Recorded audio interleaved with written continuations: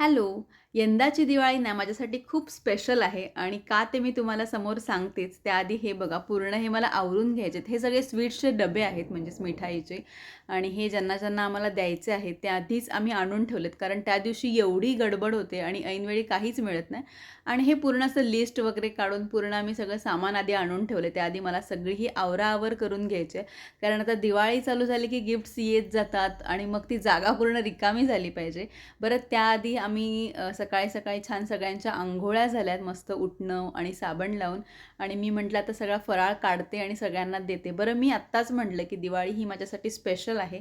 तर का स्पेशल आहे हे मी तुम्हाला सांगते. कारण यंदाचा जो फराळ आहे, म्हणजेच तो फराळ आत्ताच माझ्या बहिणी येऊन गेल्या, माझ्या काकांच्या मुली, आणि त्यांनी सगळ्या घेऊन आलेला, म्हणजेच माझ्या आईने आणि माझ्या काकीने बनवून दिला होता.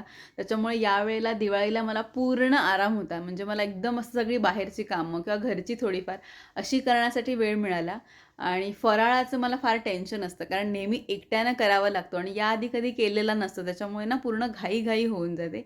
पण यंदाची दिवाळी माझी अगदी मस्त आरामात चाललेली आहे, कारण फराळ सगळा आयता मिळाला. त्याच्यानंतर मी छोटीशी रांगोळी काढून घेतली.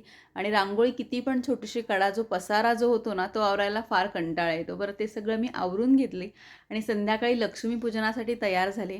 बरं, लक्ष्मीपूजन तयार वगैरे झालं. त्याच्यानंतर घरी छान आम्ही पूजा करून घेतली. देवाला नैवेद्य वगैरे दाखवला लक्ष्मीपूजनाला, आणि नंतर मग आम्ही आमच्या कामाच्या ठिकाणी गेलो.